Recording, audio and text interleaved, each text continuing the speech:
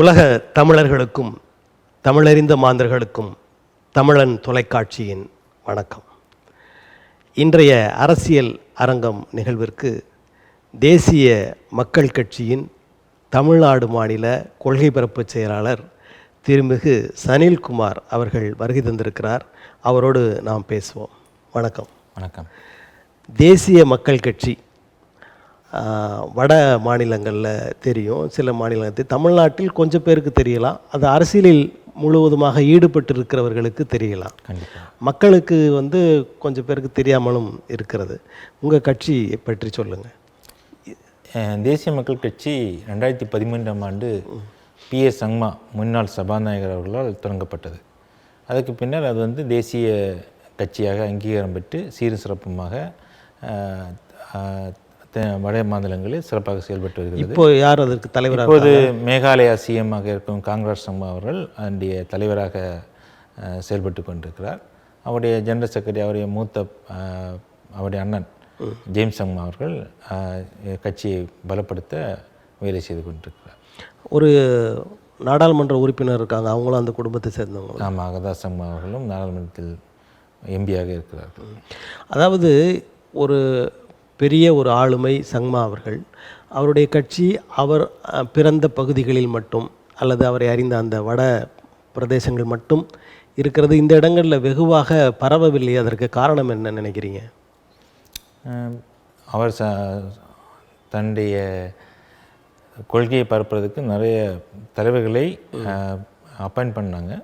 ஆனால் யாருமே சிறப்பாக செயல்பட வழி இல்லாத போய்விட்டது. ஏன்னு பார்த்தீங்கன்னா, இன்னொன்று பெயர் தேசிய மக்கள் கட்சிங்கிற பேரும், அதே மாதிரி நிறைய இயக்கங்கள், மக்கள் கட்சி, தமிழக மக்கள் கட்சி, மக்கள் இயக்கம், இதெல்லாம் இருந்ததுனால மக்கள் குழப்பமாக இருக்கிறார்கள்.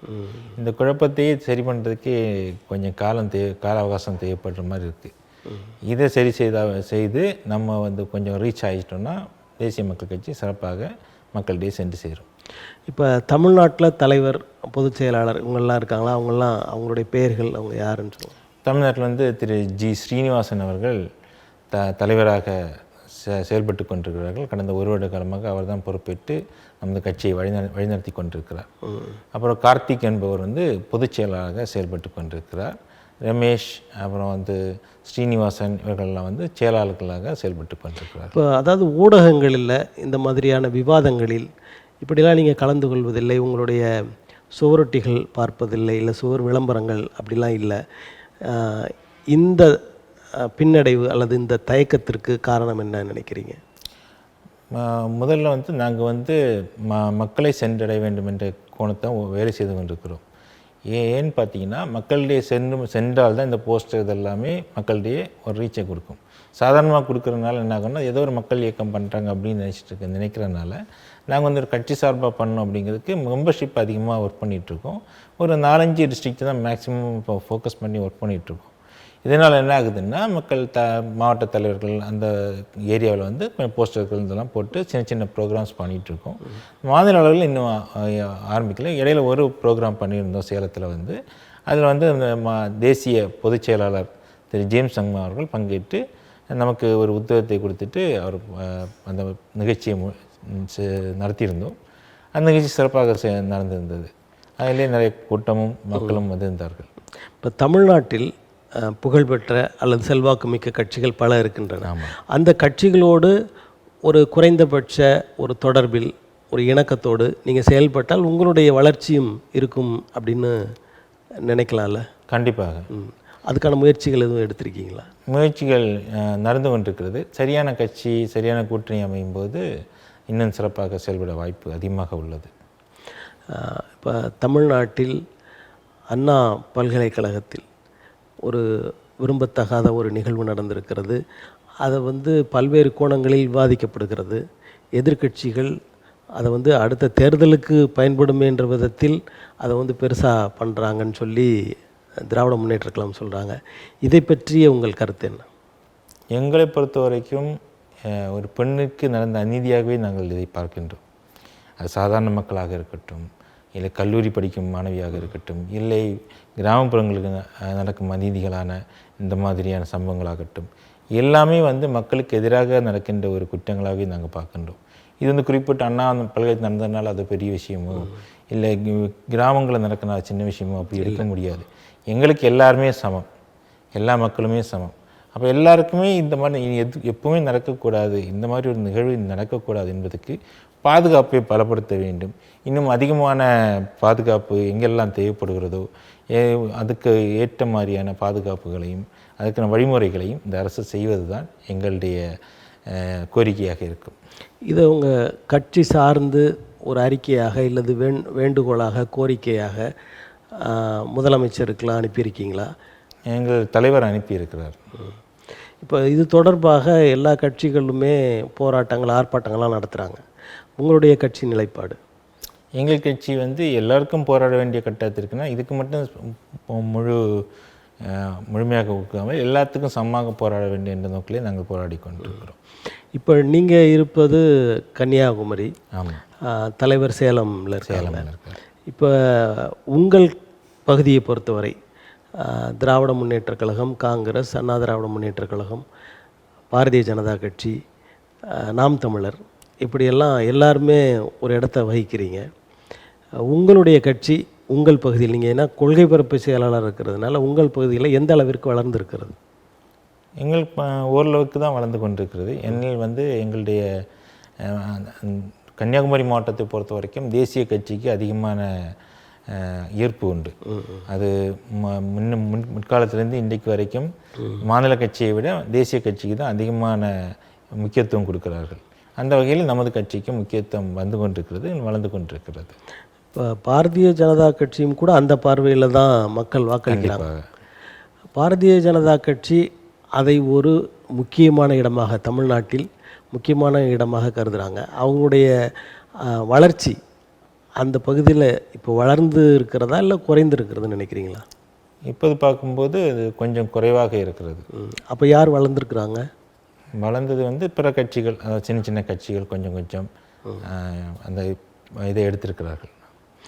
பாரதிய ஜனதா கட்சி கொஞ்சம் குறைவதற்கான காரணம் பார்வையில் சரியான ஆட்களை போடாதது, சரியான தலைவர்களை போடாதது, சரியான ஒரு வேட்பாளரை போடாதது, இதுதான் கட்சி. அது ஆனால் அந்த அவங்க கொள்கைகள்லாம் எல்லாருமே அதை ஏற்றுக்கிறாங்க.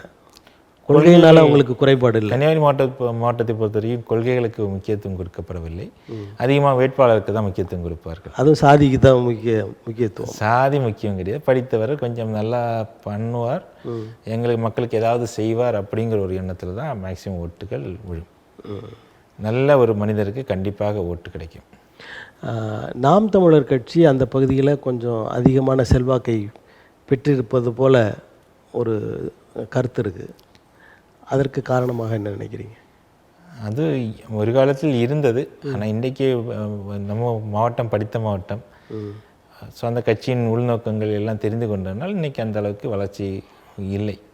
நாம் தமிழர் கட்சியிலிருந்து தொடர்ந்து நிறைய பொறுப்பாளர்கள் உறுப்பினர்கள்லாம் வெளியில் போகிறதா நம்ம அடிக்கடி செய்தித்தாள்கள்லாம் பார்க்குறோம். அதன் தாக்கம் அங்கேயும் இருக்கா? கண்டிப்பாக. ஒரு கட்சி என்றால் தலைவர், அடுத்து 2ஆம் கட்ட தலைவர்கள், 3ஆம் கட்ட தலைவர்களை உருவாக்க வேண்டும். அந்த மாதிரி எந்த ஒரு செயல்பாடும் அந்த கட்சியில் இல்லை. இதனாலேயே அந்த கட்சி வந்து வளர்ச்சி வந்து வீழ்ச்சியை நோக்கி போக வாய்ப்பு இருக்கிறது. இப்போ வருகின்ற தேர்தலில் 2026 தேர்தலில் சென்ற தேர்தலில் 35 லட்சம் வாக்குகளுக்கு மேலே வாங்கினாங்க. அது குறையும் நினைக்கிறீங்களா? கண்டிப்பாக குறைய வாய்ப்பு இருக்குது. அப்போ அந்த வாக்குகள்லாம் யாருக்கு போகும்? புதிய கட்சிகளுக்கு. புதிய கட்சிகள்லாம் இங்கே புதிய கட்சின்னு பேசுகிறதுனா அவர் பேர் என்ன, நடிகர் விஜய் கட்சியை தான் பேசுகிறாங்க, தமிழக வெற்றி கழகத்தை. அப்போ அங்கே தான் போகும்னு நினைக்கிறீங்க? கண்டிப்பாக வாய்ப்பு இருக்கிறது. அவருடைய செயல்பாடுகள் நன்றாக இருந்தால் கண்டிப்பாக ஒரு அடுத்த கட்டத்தை நோக்கி. இப்போ அதன் காரணமாகத்தான் சீமான் அவர்கள் வந்து விஜயை வந்து பேசுகிறார், அதை விமர்சனம் பண்ணுறாரா? வாய்ப்பு இருக்கிறது. ஒரு அச்சம் அவருக்கு வந்திருக்குன்னு கண்டிப்பாக இருக்கும். இப்போ எப்போதையும் புது கட்சிகள் வரும்போது மற்றவர்களுக்கு ஒரு அச்சம் இருக்கத்தான் செய்யும். அவர்களுடைய செயல்பாடுகளை பார்க்கும் கொஞ்ச நாள் ஒரு 6 மாதம் ஒரு வருடம் போகும்போது அந்த கட்சியின் செயல்பாடுகள் ஏதாவது வித்தியாசம் வந்தால் அதுக்கப்புறம் நம்மளால் கணிக்க முடியும், இது நன்றாக போகும் இல்லை நன்றாக போகும். இப்போ தமிழக வாழ்வுரிமை தமிழக வெற்றி கழகம் உள்ள அரசியலுக்குள்ளே வந்த இந்த நேரத்தில் அவர்களுடைய எதிர்காலம் எப்படி இருக்குன்னு நினைக்கிறீங்க? ஏன்னா பெரும்பாலான இளைஞர்கள் அந்த கட்சியில் இருக்கிறார்கள் அப்படின்னு சொல்கிறாங்க. அப்படிப்பட்ட சூழலில் அந்த கட்சியின் வளர்ச்சி எப்படி இருக்கும்? அவங்க வந்து ஆட்சியின் நெருக்கத்தில் ஆட்சியை பிடிப்பதற்கான ஒரு வாய்ப்புகள்லாம் இருக்குன்னு நினைக்கிறீங்களா? தமிழக வெற்றி கழகத்தை பொறுத்த வரைக்கும் ஒரு நபரை சார்ந்து தான் அந்த கட்சி இப்போது இயங்கி கொண்டிருக்கிறது. ஒரு நபரை நோக்கி ஒரு நபருடைய ஃபோக்கஸில் தான் அந்த கட்சி இப்போதைக்கு இருக்கிறது. அதை மாற்றி சமூக ஆர்வலர்கள், சமூக அக்கறை உள்ளவர்கள் அந்த கட்சியில் இருக்கிறார்கள் என்று அவர்கள் பதித்துவிட்டால் கண்டிப்பாக அந்த கட்சிக்கு ஒரு எதிர்காலம் இருக்கிறது. இப்போ ஒரு காலத்தில் எம்ஜிஆர் அவர்கள் அவர் ஒருத்தர், அவரை வச்சு தான் அந்த கட்சியே இருந்தது. அந்த மாதிரி இதை எடுத்துக்க முடியுமா? அவர் வந்து அது அப்படி இருந்தாலும் அவர் வந்து தன்னுடைய அடுத்த கட்ட தலைவர்களையும் அடுத்த கட்ட பேச்சாளர்களையும் நிறைய உருவாக்கி இருக்கிறார்கள். அதே மாதிரி இந்த கட்சியில் உருவாக்கினார்கள் என்றால் கண்டிப்பாக வாய்ப்பு. இவங்க இப்போ தானே தொடங்கியிருக்காங்க, இனிமேல் உருவாக்குவாங்க அப்படின்ற ஒரு நம்பிக்கை இருக்கும்ல. இதில் ஒரு என்ன சிக்கல்னா எல்லாமே ரசிகர் மன்றம், ரசிகர்கள் அதிகமாக இருக்கிறார்கள். இங்கே ரசிகர்கள் என்ற கோணத்திலிருந்து அரசியல் என்ற கோணத்துக்கு அவர்கள் வரும்போது அந்த தடுமாற்றத்தை எப்படி சரி செய்வார்கள் என்பது கேள்விக்குறியாக. ரசிகர்கள்லாம் அரசியல் அறிவு இல்லாதவர்கள் அப்படின்னு நீங்கள் சொல்ல முடியும்? அரசியல் அறிவு என்பது வேறு, அரசியல் செய்வது என்பது வேறு. அரசியல் அறிவு எப்போதுமே நமக்கு உபயோகம் இல்லை, எப்படி அறிவை உபயோகப்படுத்துகிறோங்கிறது தான் அதில் முக்கியமாக இருக்கிறது. அரசியல் செய்வதில் அறிவாளிகளாக இருக்கணும். கண்டிப்பாக. இப்போ இந்த நிலையில் அவர்கள் அதை மட்டும் மாற்றிக்கொண்டால் ஆட்சிக்கு வந்து விடலாம் அப்படின்னு நினைக்கிறீங்க? கண்டிப்பாக ஒரு வாய்ப்பு இருக்கிறது. உங்கள் கட்சி அவங்களோட உடன்பாடு கொண்டு கூட்டணி வைத்துக் கொள்வதற்கான வாய்ப்புகள் இருக்கா? கண்டிப்பாக. கூட்டணி பேசுவதற்கு ஒரு தடவை சென்றிருக்கிறார்கள். இன்னும் நேரடியாக பார்த்து பேசிக்கொண்டால் கண்டிப்பாக அதுக்கான வாய்ப்பு இருக்கிறது. நாம் தமிழர் கட்சி அதாவது வாக்கு வங்கி சரிவு ஏற்பட போகிறது அப்படின்னு நீங்கள் சொல்கிறீங்க. ஆனால் அது அந்த தலைவருக்கு தெரிந்திருக்கிறதுக்கும் வாய்ப்பு இருக்குது. கண்டிப்பாக. ஆனாலும் இன்னும் ஒரு பிடிவாதமாக நான் தனித்து தான் நிற்பேன் அப்படின்னு சொல்வது சரியானதாக இருக்குமா? அது அவருடைய நிலைப்பாடு. சரியாக இருக்குமா என்று கேட்டால் சரியில்லை என்று தான் சொல்ல முடியும். என்ன இப்போதே அவர் கட்சியில் வேட்பாளர் அறிமுகப்படுத்துகிறதுனால யூஸ் கிடையாது. அந்த வேட்பாளர்களுக்கான வேலைகளை, அந்த வேட்பாளர் மக்களுடைய சென்றடையக்கூடிய வேலைகளை செய்திருந்தால் கண்டிப்பாக அவருக்கு வாக்கு வங்கி சரிய வாய்ப்பில்லை. உங்கள் பகுதியில் நாம் தமிழரோட நிலை எப்படி இருக்குது? ரொம்ப பெருசாக இல்லை, ஒரு ஆவரேஜாக நடந்து கொண்டிருக்கிறது. இப்போ பாட்டாளி மக்கள் கட்சியை பொறுத்த வரைக்கும் அங்கே நடந்த நிகழ்வுகள்லாம் 2-3 நாளாக வந்துட்டுருக்கு, நீங்கள் பார்த்துருப்பீங்க. தந்தைக்கும் மகனுக்குமான அந்த பொதுக்குழுவில் ஏற்பட்ட வார்த்தை மாறுபாடுகளை பற்றி உங்கள் கருத்து? எப்போதுமே தந்தை மகன் என்றால் வாக்குவாதம் கண்டிப்பாக இருக்கும். அது ஏற்கனவே குடும்பத்தில் இருந்த வாக்குவாதங்களாக இருக்கலாம், அதிலிருந்து வந்த விளைவு கூட இங்கே மேடையில் அதை நம்ம எதிர்பார்க்கலாம். ஸோ அது எந்த மாதிரி என்று நமக்கு முழுதும் தெரியாததுனால நம்ம அதை முழுதும் சொல்கிறதுல எந்த பொருளும் இல்லை. அதை வந்து நம்ம அவர் மகன் எப்படி எடுத்துக்கொண்டார், அப்பா எப்படி எடுத்துக்கொண்டார், எதனால் அவங்க இந்த மாதிரி தர்க்கம் பாதிக்கிறாங்க, ஒரு கட்சி தலைமையே இவர் கேட்டிருந்ததுனால அப்படி கொண்டு போகிறாரா, ஏதோ ஒரு கோணம் இருக்கணும். அந்த கோணத்தில் பார்த்தா தான் நமக்கு அந்த சரியான ஒரு பதில் கிடைக்கும். இப்போ தேசிய மக்கள் கட்சி, இப்போ ஒவ்வொரு கட்சியும் ஒரு கொள்கை அடிப்படையில், இப்போ விஜய் கூட என்ன சொல்கிறார், திராவிடமும் தமிழ் தேசியமும் எனது இரு கண்கள்ன்றார். இவங்க திராவிட கொள்கையை இது பண்ணுறாங்க. அது பாரதிய ஜனதா கட்சி ஒரு இந்துத்துவ குறிக்கோளோடு போகிறது. உங்களுடைய கட்சி, அதாவது சங்மா அவர்களால் தோற்றுவிக்கப்பட்ட கட்சியின் தலையாய நோக்கம் எது? தலையாய நோக்கம் எங்களுக்கு எல்லோருக்கும் கல்வி, அதுவும் சமத்துவமான கல்வி.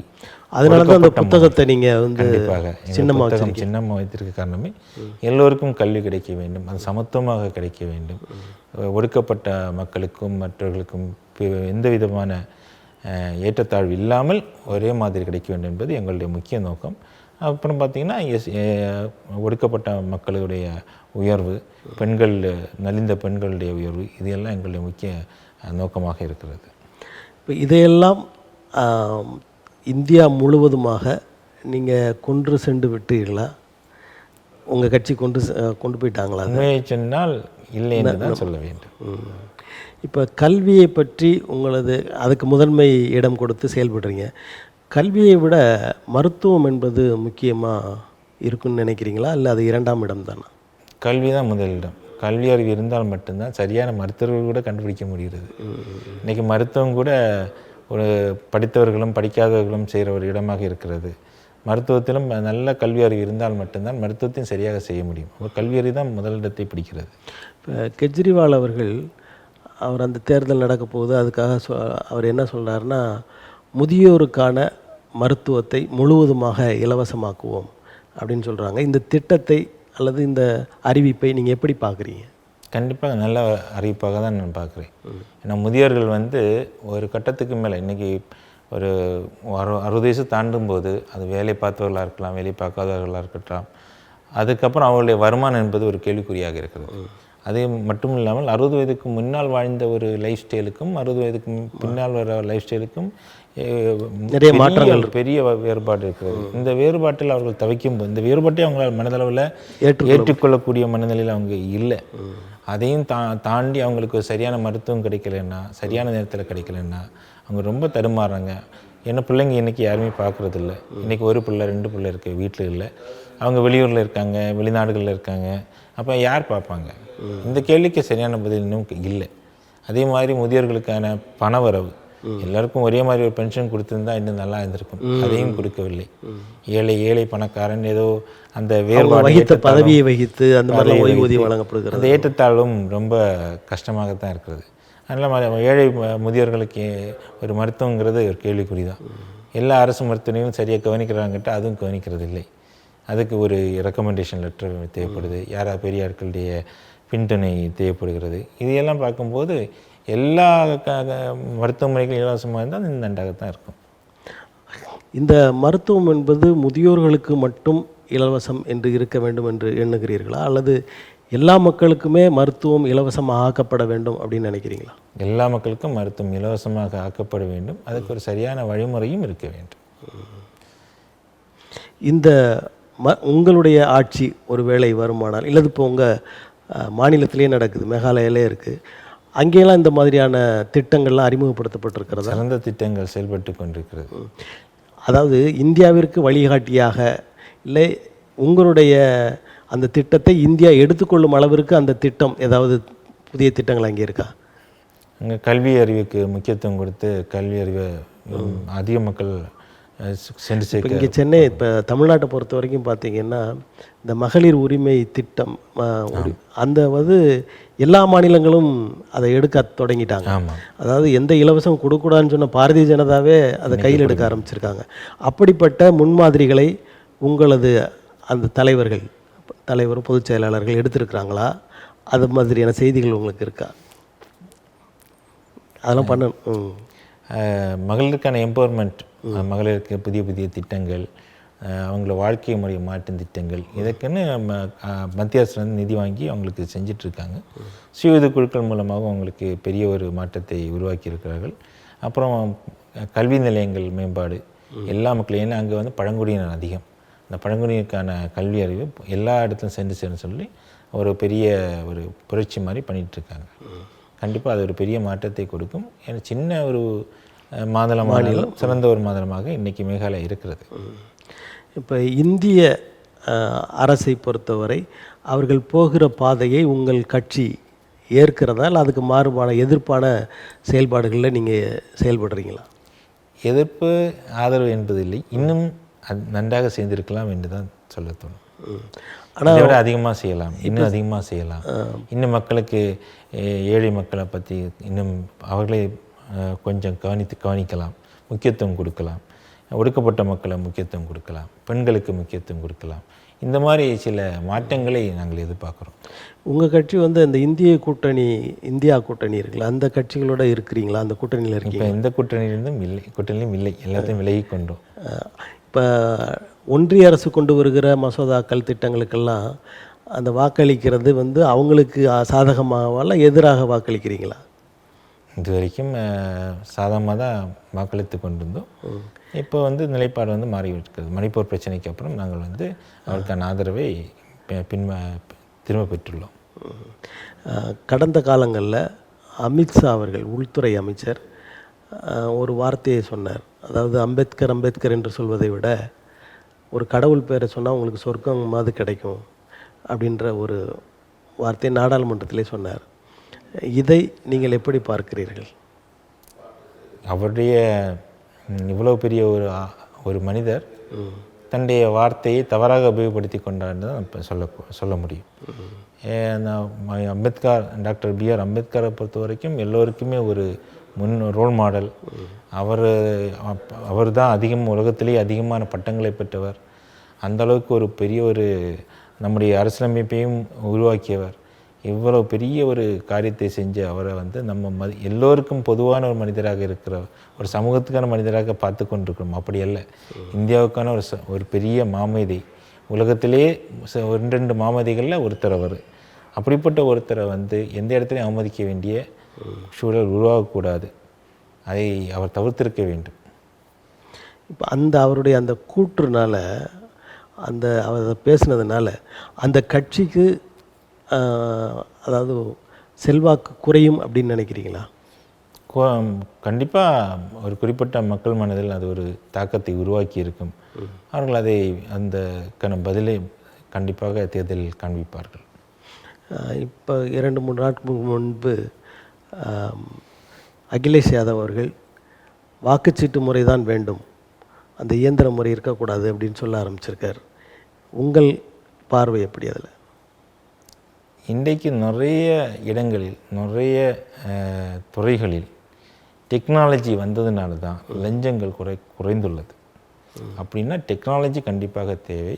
சப்போஸ் அந்த வாக்கு இயந்திரங்கள் தவறு என்று நிரூபிக்கப்பட வேண்டும்.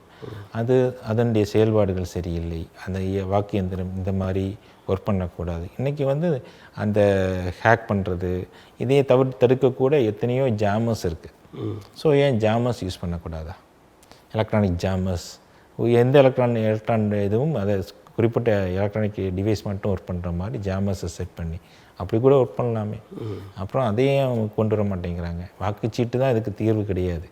இதுக்கு அல்டர்னேட்டிவ் சொல்யூஷன்ஸ் நிறைய இருக்குது. டெக்னாலஜியில் அல்டர்னேட்டிவ் சொல்யூஷன்ஸ், அதையும் பயன்படுத்திக்கணும். அதை பயன்படுத்திக்கலாம்.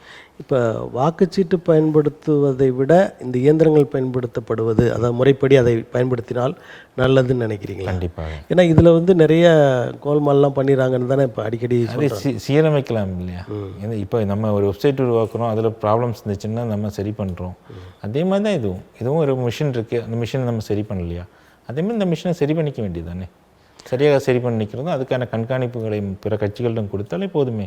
பிற கட்சிகள் அதை கண்காணிக்கிற மாதிரி நமக்கு ஒரு வாய்ப்பை கொடுத்துருந்தா இது இன்னும் பெட்டராக இருக்கும். இப்போ தேர்தல் முறைகளை எல்லாம் பற்றி பேசணும்.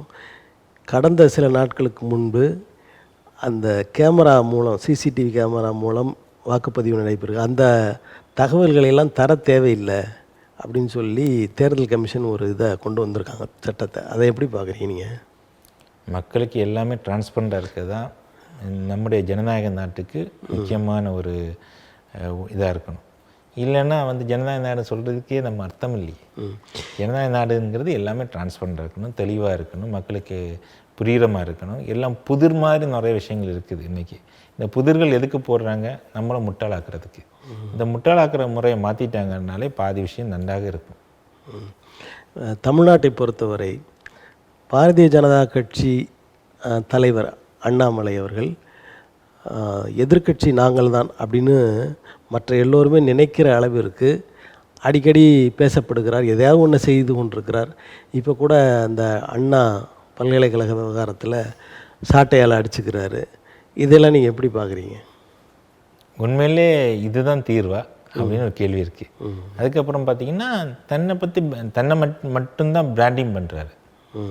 இஸ் எ பிராண்டிங், கட்சியை வளர்க்குற மாதிரி இல்லை. கட்சி வளர்க்குறதுக்கு அவர் பிராண்டு வளர்ந்துறதுனால அவர் பின்னாடி போகிறவங்க தான் இருக்காங்க. கட்சியை பார்த்து வளர்கிறவங்கள விட அவரை அந்த ஒரு தனிநபரை பார்த்து வளர்கிறவங்க தான் இப்போ அவர் கூட இருக்காங்க.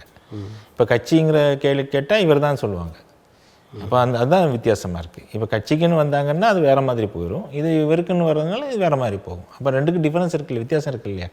அப்போ இவர் பண்ணுறது எல்லாமே அவருடைய ஆட்களுக்கும் அவருடைய ஆதரவாளருக்கும் பண்ணுற மாதிரி தான் விஷயங்களை பண்ணிகிட்ருக்காரு. அப்போ அவர் தன்னை பிராண்டிங் பண்ணிகிட்ருக்காரு. தன்னை ஒரு தனியாக எல்லோரும் பார்க்கணும், தன்னை மட்டுமே எல்லோரும் ஃபோக்கஸ் பண்ணணும் அப்படிங்கிறதுல அவருக்கு கண்டிப்பாக தெளிவாக இருக்கிறாரு. இப்போ இந்த நிகழ்வை, அந்த சாட்டையடி நிகழ்வை என்ன நினைக்கிறாங்கன்னா, பல தலைவர்கள் இது ஒரு கேலி கூத்தான விஷயம் அப்படின்னு சொல்லி கடந்து போகிறாங்க. உங்களுடைய பார்வை? இது எது தேவையோ அது அவருக்கு கிடைச்சிச்சு. இப்போ கேலிக்கத்துன்னு சொல்லணும்னு தான் அவர் அதை பண்ணார். அப்போ அதே மற்றவங்க அதை அவரை பற்றி பேசணும், நல்லதோ கெட்ட பேசணும். இப்போ நெகட்டிவ் மார்க்கெட்டிங் நடந்துருச்சு. இப்போ அவர் எல்லா இடத்துலையும் பிரபலம். இப்போ 2-3 நாளாக ஃபேஸ்புக் பார்த்தாலும் வாட்ஸ்அப் பார்த்தாலும் எல்லாத்துலேயும் பாசிட்டிவ் நெகட்டிவ் அவரை பற்றி பேசுகிறாங்க இல்லையா, பேச வச்சுட்டார் இல்லையா, அதுதான் அவருடைய சக்ஸஸ். ஸோ இந்த இடத்துல வந்து மற்ற எதிர்க்கட்சிகள் இந்த புரிதலே தெரியாமல் அவர்களை பாட்டுக்கு இதை பேசிக்கொண்டிருக்கிறார்கள். இப்போ தமிழ்நாட்டில் வந்து ஒரு பழமொழி சொல்லுவாங்க, கல்யாணம்னா மாப்பிள்ளையாக இருக்கணும், செத்தா பிணமாக இருக்கணும்னு. அந்த மாதிரியான அந்த எடுத்துக்காட்டுக்கு தகுந்த மாதிரி அவர் நடந்துக்கிறாருன்னு நினைக்கிறீங்களா? அது அப்படியெல்லாம் எடுத்துக்க முடியாது. அவர் வந்து ஒரு பிராண்ட். ஸோ ஒரு தன்னை ஒரு பிராண்டாக தான், அந்த கட்சியை விட தன்னை வந்து பிராண்டாக மாற்றிட்டு இருக்காரு. இப்போ திராவிட முன்னேற்றக் கழக ஆட்சியை இறக்கும் வரை, அதாவது ஆட்சி பீடத்திலிருந்து இறக்குகிற வரை நான் வந்து செருப்பு போட மாட்டேன் அப்படின்னு சொன்னார். அப்புறம் கொஞ்ச நாள் 2-3 நாள் கழித்து இல்லை 48 நாட்கள் நான் போட மாட்டேன் அப்படின்னு சொன்னார். இதையெல்லாம் எப்படி பார்க்குறீங்க? அவருக்கே தன்னை பற்றி நம்பிக்கை இல்லை, தன்னம்பிக்கை கொஞ்சம் குறைஞ்சிருச்சு. அப்படி இது கூட எடுத்துக்கலாம். ஏன்னு பார்த்தீங்கன்னா, வாழ்ந்தாள்னு சொல்கிறதுக்கும் அந்த விஷயம் முடிகிற வரைக்கும் போடாமல் இருக்கிறதுக்கும் ஒரு 48 நாளுங்கிறதுக்கும் நிறைய வித்தியாசம் இருக்குது இல்லையா? வார்த்தைகள் எவ்வளோ வித்தியாசம் இருக்குது. அப்போ அவருடைய மனநிலை அதிலேருந்து புரிந்து கொள்ள முடியும்ல நமக்கு. இப்போ பாரதிய ஜனதா கட்சியின் நிலை 2026 தமிழ்நாட்டில் எப்படி இருக்குன்னு நினைக்கிறீங்க? இப்போ ஒரு 4 எம்எல்ஏலாம் இருக்காங்க. ஆனால் இது அதிகமாக நினைக்கிறீங்களா, குறையும் நினைக்கிறீங்களா? அது கட்சியை வளர்க்குற முறையில் தான் இருக்குது. இப்போ கட்சியில் வந்து எல்லோருக்கும் எல்லாம் கிடைக்குதான்னு கேட்டால் எல்லாம் கிடைக்கலங்கிற ஒரு கோட்பாடு இருக்குது. ஸோ ஒரு குறிப்பிட்ட தனிநபர்கள் மட்டும்தான் அதிகமாக ரீச் ஆகுறாங்க, எல்லோரும் ரீச் ஆகலை, மற்றவங்கெல்லாம் அப்படியே ஒரு போயிட்டுருக்காங்க, கடந்து போயிட்டுருக்க மாதிரி தான் இருக்குது. ஸோ நிறைய மெம்பர்ஸ் இருக்காங்க, ஆனாலும் எல்லாருக்கும் என்ன ஒரு என்ன சொல்கிறது, ஒரு ஆதரவு கொடுக்கறதுக்கும் அதை வந்து ஓட்டாக மாற்றுறதுக்கும் நடக்க மாட்டேங்குது. அது காரணம் என்னென்னா, சில முரண்பாடுகள் தான். கட்சிக்குள்ளே இருக்க முரண்பாடுகளாக இருக்கட்டும், இல்லை ஆட்சியில் இருக்க முரண்பாடுகளாக இருக்கும், இல்லை தங்களுக்கு தேவையான விஷயங்கள் கிடைக்காத முரண்பாடுகளாக இருக்கட்டும், இல்லை தற்போதைய நம்முடைய தமிழ்நாட்டில் உள்ள ஆளுங்கட்சியினுடைய செயல்பாடுகளில் உள்ள ஏதோ ஒன்று அவர்களை வந்து ஓட்டாக மாற்றவில்லை. அப்போ இந்த ஓட்டாக மாற்றுறதுக்கு என்ன செய்ய வேண்டும் யோசித்திருந்தால் கண்டிப்பாக அடுத்த முறை இன்னும் அதிகமான எம்எல்ஏஸ், ஏன்னா ஒரு வளர்ந்த கட்சி, ஆல்மோஸ்ட் நிறைய இடத்துல ரீச் ஆயிடுச்சு, நிறைய இடத்துல கொடி பறக்குது, நிறைய இடத்துல இருக்குது, வாய்ப்பு இருக்குது. அதை உபயோகப்படுத்தும் முறை தான் சரியாக இன்னும் அமையவில்லை என்பதுதான் என்னுடைய கருத்து. இப்போ இதை வந்து பெரியார் பூமி அப்படிலாம் சொல்கிறாங்க. சமூக நீதி பார்வையுள்ள ஒரு மாநிலம். இங்கே வந்து அவர்கள் பிரிவினைகளை உட்புகுத்தி அதை வந்து வாக்குகளாக மாற்றுகிற ஒரு யுக்தியை தான் பயன்படுத்தி கொண்டிருக்கிறார்கள் அப்படின்னு சொல்லி ஒரு கருத்து இருக்குது. இந்த கருத்து சரின்னு நினைக்கிறீங்களா, இல்லை தவறுன்னு நினைக்கிறீங்களா? தமிழ்நாட்டில் வந்து சமூக முரண்பாடுகள் அன்றிருந்து இன்னும் தொடர்ந்து கொண்டு தான் இருக்கிறது. இன்னும் சில ஊரில், சில கிராமங்களில், சில தெருவில் இன்றைக்கும் செருப்பு போடாமல் தான் ஒரு குறிப்பிட்ட சமூகம் போக வேண்டிய கட்டாயத்தில் இருக்கிறது. அது இன்னும் மாறவில்லையே. அப்போ அதை எப்படி எடுத்துக்கொள்வது? இன்னும் சில ஊரில் வந்து இரட்டை கொலை முறை இருக்குதுன்னு சொல்கிறாங்க. அது வந்து எனக்கு ஆதாரம் இல்லை, ஆனால் செருப்பு போகிறதுக்கு வந்து ஆதாரம், வீடியோ ஆதாரம் வெளியிட்டிருக்காங்க ஒரு சமூக ஆர்வலர். ஸோ இந்த மாதிரி விஷயங்கள் இன்னும் சமூகத்தில் தொடர்ந்து நடந்து கொண்டு இருக்கிறது. அப்போ இத்தனை சுதந்திரம் அடைந்து இத்தனை வருஷ காலமும் அவங்க செருப்பு போடாமல் இருக்காங்கன்னா அது மனதில் வலிக்க தானே செய்யுது. இன்னும் ஒரு ஊரில் வந்து பார்த்திங்கன்னா, இந்த ஒரு குறிப்பிட்ட சமூகத்தினுடைய இளைஞர்கள் அந்த பகுதியில் போகிற பெண்களை வந்து கேலி பண்ணுறதுனால அந்த குறிப்பிட்ட சமூகத்தில் உள்ள குடும்பம் வந்து வீட்டை விற்றுட்டு சென்னைக்கு போயிட்டாங்க. அவங்க சொன்ன சென்னையில் போனால் எனக்கு வந்து பரவாயில்லை அப்படின்னு. அப்போ இந்த ஊரில் அப்போ வாழ முடியாத ஒரு நிலை அவங்களுக்கு உருவாகி இருக்கிறது. இதை வந்து புகார் கொடுக்க முடியும்னு நினைக்கிறீங்களா? யார்கிட்டையாவது புகார் கொடுக்க முடியுமா? புகார் கொடுத்தால் என்ன நடக்கும்? எதுவுமே அதுக்கப்புறம் நம்மளுடைய வாழ்க்கை முறை என்ன ஆகும்? எல்லாமே ஒரு கேள்விக்குறி தான். ஸோ இந்த ஒரு முறைகளும் இன்னும் சரியாக அமையவில்லை. சமூக வேறுபாடுகள் இன்றைக்கு நிலைக்கிறதுக்கு காரணம் அந்த சமூக வேறுபாடுகளுக்கு எதிரான புகார்களை கையாளும் விதம் இன்னும் சரியாக அமையவில்லை. இதுதான் உண்மையான விஷயமாக இருக்கிறது. இதை வந்து அவர்கள், அதாவது பாரதிய ஜனதா கட்சியினர் தங்களுக்கு சாதகமாக பயன்படுத்தி கொள்கிறார்களா, இல்லை அதை மாற்றுவதற்கு முயற்சிக்கிறார்களா, இல்லை மேலும் பகை உணர்வை ஏற்படுத்தி வாக்குகளாக மாற்றிக்கொள்ள நினைக்கிறாங்க? இல்லை அவங்க அதில் வந்து உள்ளே போகிறதே இல்லையா? இல்லைன்னா அவங்க அதில் உள்ள போகிற மாதிரி தெரியல. அந்த முரண்பாட்டுக்குள் அவங்க செல்வது, சமூக மாற்றம் அடைய வேண்டும் அப்படின்லாம் அவங்களுக்கு எண்ணம் கிடையாது. அவங்களுக்கு சமூக மாற்றத்தை விட மக்கள் முன்னேற்றம் மட்டும்தான் அவங்க இருக்குது. சில இடங்களில் வந்து அவங்க எம்எல்ஏ ஆகிறாங்க, அந்த இடத்துல ஒரு நல்ல விஷயம் பண்ணுறாங்க, அதோட முடிஞ்சு போயிடுச்சு. அப்புறம் சில விஷயங்களுக்கு எதிராக போராடுறாங்க, இந்த தவறு நடந்தால் எதிராக போராடுறாங்க, இதோட முடிஞ்சு போயிடுச்சு. அதுக்கு அடுத்த லெவல் போகணுன்னா இன்னும் அது இறங்கி வேலை பார்க்கணும் இல்லையா? இல்லை, அவங்க பொதுவாக அந்த இந்துத்துவா அப்படின்ற அந்த கருத்தை மக்களிடையே கொண்டு சென்று வேற்று மத மக்களுக்கு, இந்த இந்து மக்களுக்கும் ஒரு பிரிவினை உண்டாக்கி அதன் மூலமாக வாக்குகளை பெற்றுக்கொண்டிருக்கிறார்கள். அதைத்தான் முதல் வாக்கு வங்கியாக நினைக்கிறார்கள் அப்படின்னு சொல்கிறாங்க. இந்த இந்துத்துவ கொள்கை என்பது சாதாரண மக்களுக்கு இந்துத்துவம் தெரியாது, இந்து மதம் தெரியாது. அது ஓட்டாக மாற வாய்ப்பில்லை. சாதாரண மக்கள், எனக்கு இந்து மதம் இருந்தால் என்ன, எனக்கு எந்த மதம் இருந்தால் என்ன, எனக்கு வந்து தேவை வந்து அரைச்சான் வயிறு நிறையணும். ஸோ இந்த இடத்துல வந்து எனக்கு வந்து சரியான அரிசி, சரியான காய்கறி, இது கிடைக்குதான்னு கேட்டால் எனக்கு அதுவும் கிடைக்கல. அப்போ இந்த ஒரு இடத்துல யார் வேலை பார்க்குறாங்க? எந்த கட்சி வேலை பார்க்குது? எந்த கட்சியுமே அந்த இடத்துல வேலை பார்க்கலையே. ஒரு ஏழையாக இருக்கிறான், பணக்காரனாக இருக்கிறான், இல்லைன்னா பணக்காரன் ஒருவேளை ஏழை ஆகலாம். ஆனால் ஏழை என்றைக்கும் பணக்காரனாகிறது வந்து ஒரு கல்வியினால் மட்டும்தான் நடக்குதே வழி வேறு எந்த விதத்திலும் சாத்தியமாகவில்லை நம்முடைய இந்த இப்போதைய சூழலில். அப்படின்னா நம்ம வந்து இந்த ஜாதி மதம் இதெல்லாம் பற்றி பேசுகிறது கூட ஒரு விஷயமாகவே இல்லை. ஏன்னா நமக்கு அடுத்த கட்டம் நிறைய வேலைகள் இருக்குது. நமக்கு வேலைகள் வந்து மக்களுடைய முன்னேற்றம், ஏழை மக்களுடைய வாழ்வாதாரம். இன்றைக்கி ஒரு ரேஷன், இன்றைக்கி 1000 ரூபா கொடுத்தாலும் சரி, ரேஷன் அரிசி ஃப்ரீயாக கொடுத்தாலும் சரி, இன்றைக்கி வேறு செலவே இல்லையா அவங்களுக்கு? பஸ்ஸில் ஃப்ரீயாக போனாலும் சரி, இன்னும் நிறைய செலவுகள் இருக்குது. இந்த செலவுகள் பார்த்திங்கன்னா இன்றைக்கி ஒரு வரிகள் அதிகமாக கட்டிகிட்ருக்கோம், நம்மளுடைய கஷ்டங்கள் அதிகமாகிட்டுருக்கு, நம்மளுடைய இந்த போட்டி அதிகமாகிட்டுருக்கு. ஒரு வேலை செய்யணும்னா இப்போ இன்றைக்கி சம்பளம், குறைந்தபட்ச சம்பளம் வந்து ஒரு 10,000 தான். 10,000க்கு கீழே சில இடங்களில் 5,000 தான் கிடைக்குது. 5,000 10,000 வைத்து எப்படி ஒரு வீட்டை நம்ம ரன் பண்ண முடியும்? இதில் வந்து பெண்கள் அதிகமாக வேலை பார்க்குறாங்க. இப்போ ஆண்களுக்கு என்ன நிலைமை? ஆண்களுக்கும் வேலை என்னாச்சு? 9,000 10,000 தான். அப்போ ஆண்களும் அதே சம்பளம் வாங்கும்போது ஒரு வீட்டில் ஒரு 10,000 வைத்து ஒரு வீட்டை வந்து பார்க்க முடியாது. ஒரு 4 பேர் வீட்டில் இருந்தாங்கன்னா அவங்கள பார்க்க முடியாது. திரும்ப கடன் வாங்க வேண்டியிருக்கு, திரும்ப வேறு ஏதாவது எக்ஸ்ட்ரா செலவு வந்துச்சுன்னா கடன் வாங்க வேண்டியிருக்கு. இதெல்லாம் சமாளிக்க ஒரு பெரிய போராட்டமே போராடிட்டு தான் இருக்காங்க. இந்த மக்களுடைய போராட்டம், இந்த மக்கள் தனக்கு வாழ்கிறதுக்கான போராட்டத்தையே அவங்கள போராடி முடியல, ஒரு போராளியாகவே இருந்துகிட்ருக்காங்க. இவங்களுக்கு என்ன தீர்வுன்னு யாருமே யோசிக்கிறது இல்லை. இந்த இடத்துல சாதாரண மக்களுக்கு இந்த இந்துத்துவம் தேவையில்லை, ஜாதியும் தேவையில்லை. அப்போ இந்துத்துவங்கிறது ஒரு குறிப்பிட்ட சில கொஞ்சம் பெரிய மனுஷங்களோ அவங்களுக்கு ஒரு தனக்கு ஏதோ ஒரு தேவை இருக்குது, தனக்கு ஒரு ஆதாயம் இருக்குது அப்படிங்கிறதுக்காக யூஸ் பண்ணியிருக்கலாம். ஆனால் அது வந்து செயல்பாட்டில் வந்து 0 தான். நீங்கள் இந்துத்துவம்னு சொல்லி எங்கே போகிறாருனாலும் என்ன பிரயோஜனம் இருக்குது எனக்கு புரியல. இன்றைக்கி இந்துத்துவம், இந்து மதம், இஸ்லாம மதம், முஸ்லீம் மதம், ஆனால் ஏதோ மதத்தை வச்சு சும்மா சண்டை போட்டுட்ருக்காங்க, உயிரை அழிக்கிறாங்க. உயிர் தான் போயிட்டுருக்கு.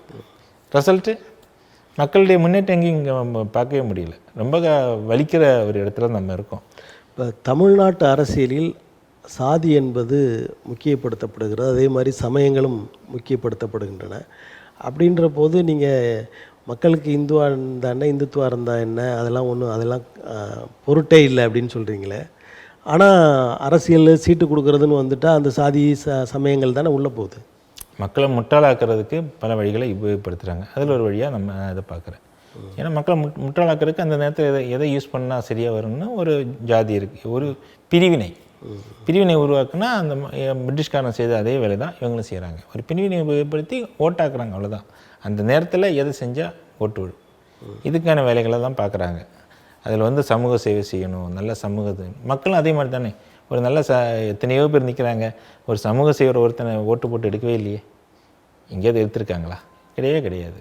ஏதோ அவங்க இது அப்படி பண்ணுறேன் இப்படி பண்ணுறேன்னு சொல்லிட்டு ஒரு மாயையில் தான், கற்பனையில் தான் போட்டு போடுறாங்க. ஒரு தனக்கு ஒரு ஈர்ப்புனால இந்த கட்சி, இந்த நபர் இவங்களுக்கு நான் போட்டே ஆகணும் அப்படிங்கிற ஒரு விதியை வச்சுருக்காங்க. அந்த கட்டாயத்தின் பேரில் மனசில் ஒரு கட்டாயம் இருக்குது, இல்லை வேறு ஏதோ ஒரு கட்டாயம் இருக்குது. இந்த கட்டாயத்தின் பேரில் போட்டதா இல்லாமல் அவங்க விருப்பப்பட்டு யோசித்து போடுற ஓட்டுகள் சரியாக கரெக்டாக நோட்டால் தான் போய் விழும்.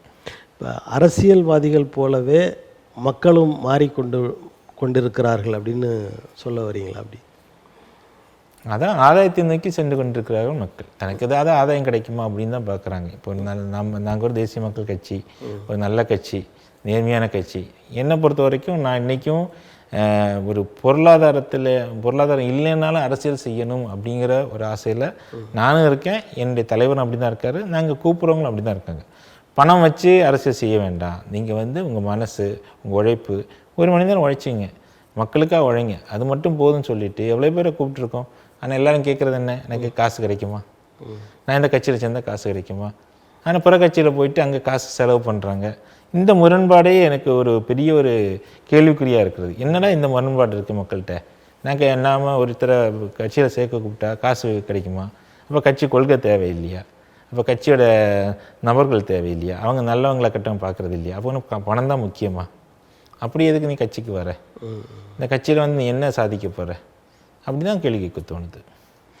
தமிழ்நாட்டில் சிறப்பாக நாங்கள் ஆட்சி செய்கிறோம், எங்களது ஆட்சியின் மாடல் திராவிட மாடல் ஆட்சி என்று சொல்லி கொண்டிருக்கிற இந்த திராவிட மாடல் ஆட்சியில் உண்மையிலேயே எல்லோரும் நலமாக இருக்கிறார்களா தமிழ்நாட்டில், இல்லை குறைபாடுகளாக இருக்குன்னு நினைக்கிறீங்களா? எந்த கட்சி ஆட்சி செய்தாலும் குறைபாடுகள் இருக்கும், இல்லைன்னு சொல்ல முடியாது. ஆனால் அவர்கள் இன்னும் சிறந்த ஒரு ஆட்சியை கொடுக்க வாய்ப்பு இருக்கிறது. இதை விட இன்னும் நன்றாக பண்ணலாம், இன்னும் நன்றாக பண்ணலாம். ஒன்றும் இல்லை, நமக்கு வேலை, நம்ம தமிழ்நாட்டில் உள்ளவங்களுக்கு தமிழ்நாட்டில் வேலை கிடைக்கணும். அப்படி வேலை கிடைக்கணும்னா என்ன பண்ணணும், எல்லாரையும் தமிழ் மீடியத்தில் படிக்க வச்சோம். ஏன்னா இங்கிலீஷ் மீடியம் கட்டாயப்படுத்திகிட்டு இருக்கோம். ஆனால் இங்கிலீஷ் மீடியம் படித்தா நம்மளால் இங்கிலீஷ் பேச முடியுங்கிறது கேள்விக்குறி தான். அதுக்கப்புறம் பார்த்திங்கன்னா இன்டர்வியூ, நம்ம தமிழ்நாட்டில் உள்ள நிறுவனங்கள் இன்டர்வியூ பண்ணுறதே இங்கிலீஷில் தான். அப்போ இங்கிலீஷில் இன்டர்வியூ பண்ணும்போது தமிழ் மீடியம் படித்த பசங்க எல்லாம் தடுமாறுறாங்க. நல்ல அறிவு இருக்குது, நல்ல சப்ஜெக்ட் நாலேஜ் இருக்குது, நல்ல வேலை செய்கிற திறன் இருக்குது. ஆனால் ஒரே ஒரு விஷயம், இன்டர்வியூவில் இங்கிலீஷ் பேச முடியாததுனால பலாயிரம் இளைஞர்கள் வேலை இல்லாமல், இல்லைன்னா கிடைச்ச வேலை ஏதோ ஒரு வேலை 10,000, 50,000, 8,000 இந்த மாதிரி வேலையில் போய் கஷ்டப்பட்டுட்டு இருக்காங்க. அப்போ இந்த முறையை ஏன் மாற்ற முடியலை? தமிழ் நம்ம பேசுகிறோம், ஏன் தமிழ்நாட்டில் உள்ள நிறுவனங்கள் தமிழில் ஏன் இன்டர்வியூ எடுக்கக்கூடாது?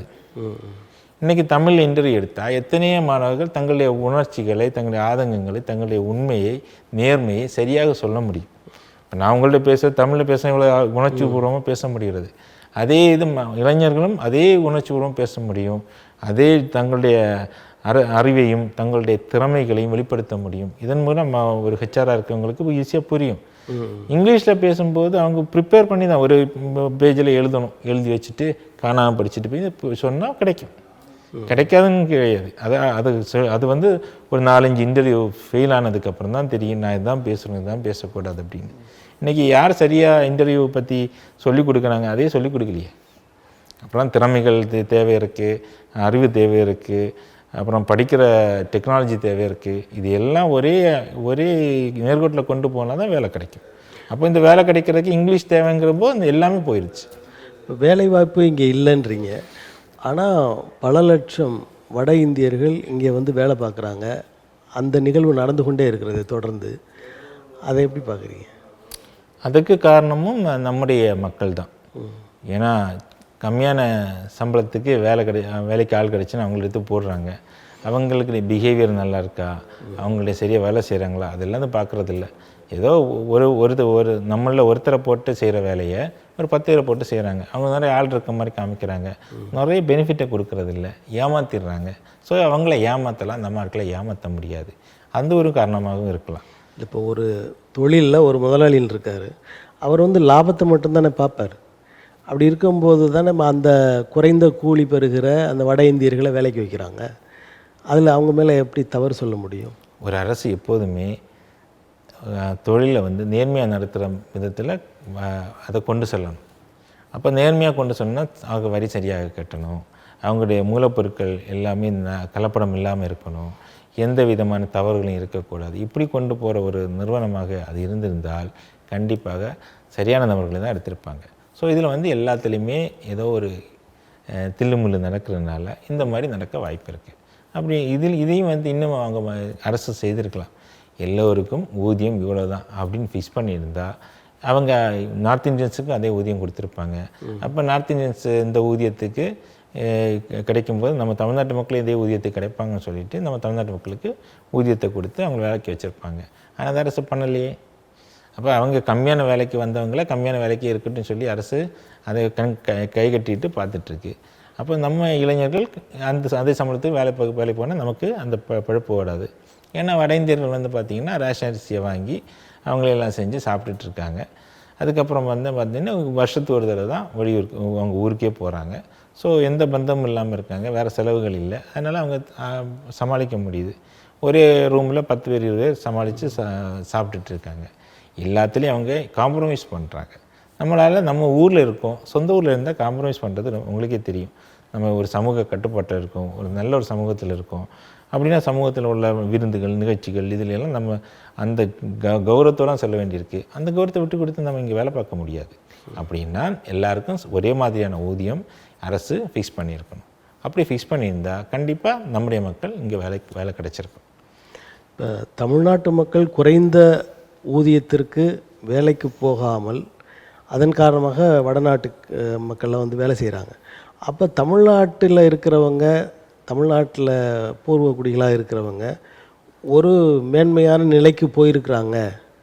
இப்போ குறைந்த கூலி வேண்டாம் அப்படின்னு சொல்லுகிற போது அவங்களுக்கு வந்து அதை விட ஒரு நல்ல வேலை இருக்குது அப்படின்னு தானே பொருள் கொள்ள வேண்டியது இருக்குது. அப்படி இல்லை, குறைந்த ஊதியத்தில் போய் மாட்டிக்க முடியாது. நான் குறைந்த ஊதியத்தில் போயிட்டேன்னா நான் திரும்ப கடன் வாங்குற நிலைமையில் இருக்கேன். நான் சும்மா இருந்தால் கூட எனக்கு பிரச்சனை கிடையாது. நான் சும்மா இருந்தால் கூட ரேஷன் அரிசி வாங்கி தண்ணி ஊற்றி குடிச்சிட்டு போயிடலாம். ஆனால் நான் வேலைக்கு போகும்போது அந்த வேலைக்கு ஏற்ற மாதிரி நான் சாப்பிடணும், வேலைக்கு ஏற்ற மாதிரி நான் வந்து என்னுடைய ட்ரெஸ்ஸு அலங்காரம்லாம் செய்யணும். இதுக்கு எக்ஸ்ட்ரா செலவாகுது. அந்த செலவை யார் பார்ப்பாங்க? அரசு பார்க்குமா? அதனால் எங்களுக்குரிய ஊதியத்தை கொடுக்கும் வரை நாங்கள் வேலை செய்ய மாட்டோம்னு நினைக்கிறாங்க. வேலை செஞ்சால் நான் மாட்டிக்குவேன். இப்போ நம்ம சாதாரண வேலை செஞ்சவங்களுக்கு தான் அதோட வலி தெரியும். சாதாரண வேலை செய்யும்போது மட்டும்தான் நம்ம ஒரு கடன் பட்டுட்டோன்னு வச்சுங்க. கடன் பட்டதை தீர்க்கவே முடியாது. என்ன கடனுங்க? இங்கே சாதாரண கடன் கிடையாது. மீட்ரு வட்டி, அது வட்டிக்கு முன் வட்டி, அதுக்கு மேலே வட்டி.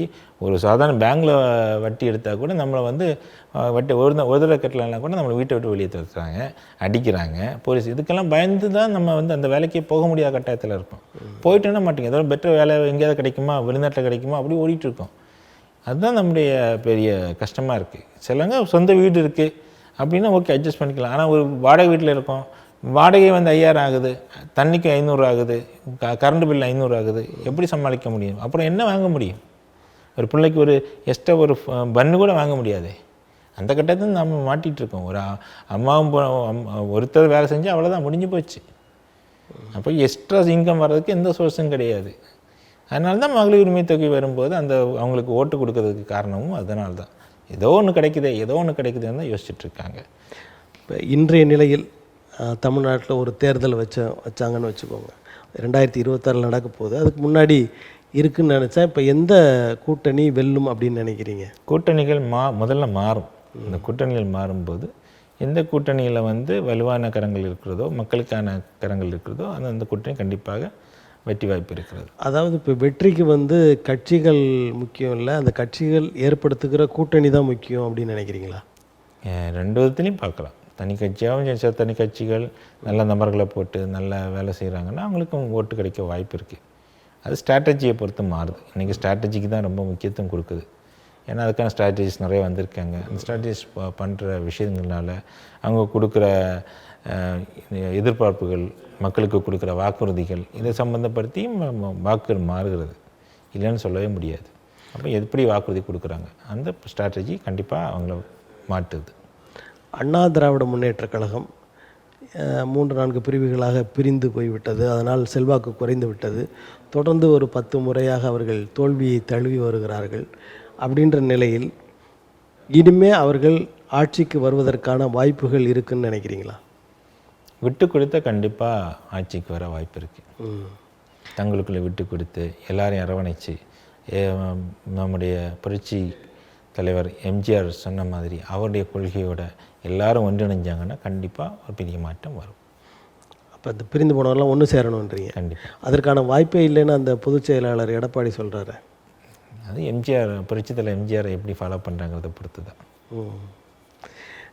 அதாவது எதிர்க்கட்சியாக தமிழ்நாட்டில் வந்து அண்ணா திராவிட முன்னேற்றக் கழகம் செயல்படலை.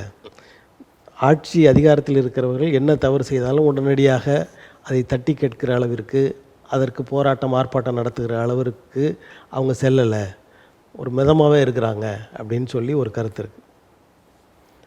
அந்த கருத்தை எப்படி பார்க்குறீங்க? இல்லை, எல்லாத்துக்கும் அவங்க ஏதோ பதில் சொல்லிட்டு தான் இருக்காங்க. ஓரளவு அவங்களால முடிஞ்ச அளவு அவங்க தங்களுடைய போராட்டங்களை முன்னெடுத்து சென்று கொண்டு தான் இருக்கிறார்கள்.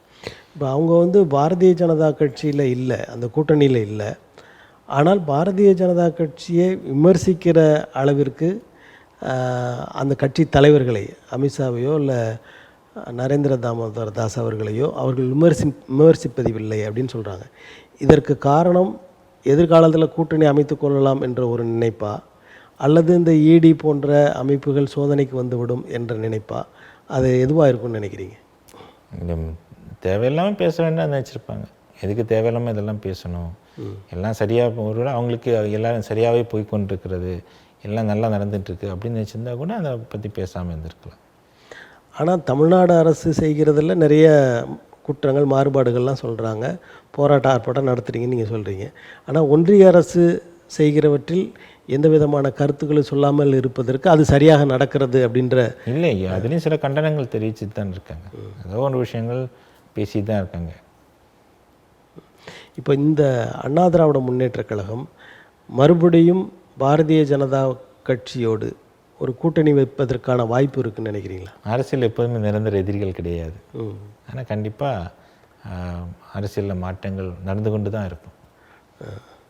இந்த மாற்றங்கள் வந்து கொண்டே இருக்கும். ஆனால் சில கட்சிகள் வந்து இந்த கட்சி இந்த கூட்டணிக்கு போனால் நல்லாயிருக்கும், குறிப்பாக திராவிட முன்னேற்றக் கழக அந்த கூட்டணியிலிருந்து விடுதலை சிறுத்தைகள் வேறு கூட்டணிக்கு சென்றால் அந்த கூட்டணி வெற்றி பெற்று விடும் அப்படின்னு பேசுகிறவங்களும் இருக்காங்க. அந்த கட்சிக்கு ஏன் அப்படிப்பட்ட முக்கியத்துவம் கொடுக்கப்படுகிறது? தலைவர் நன்றாக செயல்படுகிறார். தலைவர் வந்து பெரிய அளவில் விமர்சனங்களில் பாதிக்கப்படாத ஒரு தலைவராக இருக்கிறார். அப்புறம் ஒரு குறிப்பிட்ட மக்கள் சமூகத்தை நன்றாக வழிநடத்தி கொண்டிருக்கிறார். அதுவும் ஒரு காரணமாக இருக்கலாம். இப்போ தலித் அமைப்புகள், கட்சிகள் அவை நிறைய நம்ம தமிழ்நாட்டில் இருக்கிறாங்க. அதிலும் கிருஷ்ணசாமி, ஜான் பாண்டியன் போன்றவர்கள்லாம் வலிமையாக தான் இருந்தாங்க. ஆனால் அவர்களுடைய வலிமை இப்போது குறைந்து விட்டது, செல்வாக்கு குறைந்து விட்டது, விடுதலை சிறுத்தைகள் செல்வாக்கு பெற்று வளர்ச்சி பெற்று வருகிறது அப்படின்னு ஒரு கருத்தை முன்வைக்கிறாங்க. இந்த கருத்து சரியானதா? இருக்கலாம். என்ன பார்த்தீங்கன்னா, ஒரு சில கட்சிகள் தன்னுடைய அடுத்த கட்ட தலைவர்களை உருவாக்கவில்லை, அதனால தான் பின்னடைவு. ஏன் நம்முடைய இந்த கட்சி சொல்லப்படுகிற இந்த குறிப்பிட்ட கட்சி தன்னை அடுத்த கட்ட தலைவர்களை உருவாக்கி இருக்கிறார்கள், அவர்களும் செயல்படுகிறார்கள். இப்போ ஒருத்தர் தனியாக செயல்பட்டால் எவ்வளோ தூரம் செயல்பட முடியும்? இன்னும் அடுத்த கட்ட தலைவர்கள் தொடர்ந்து செயல்படும் போது, சரியான ஒரு அட்மினிஸ்ட்ரேஷன் நிர்வாகம் இருக்கும்போது கண்டிப்பாக கட்சிகள் வளர்ந்து கொண்டு தான் இருக்கும், அதனுடைய முக்கியத்துவம் உயர்ந்து கொண்டு தான் இருக்கும். நன்றி. உங்களது கருத்துக்களை தமிழன் தொலைக்காட்சி வாயிலாக மக்களுக்கு தந்தமைக்கு எங்களது நன்றி. நன்றி.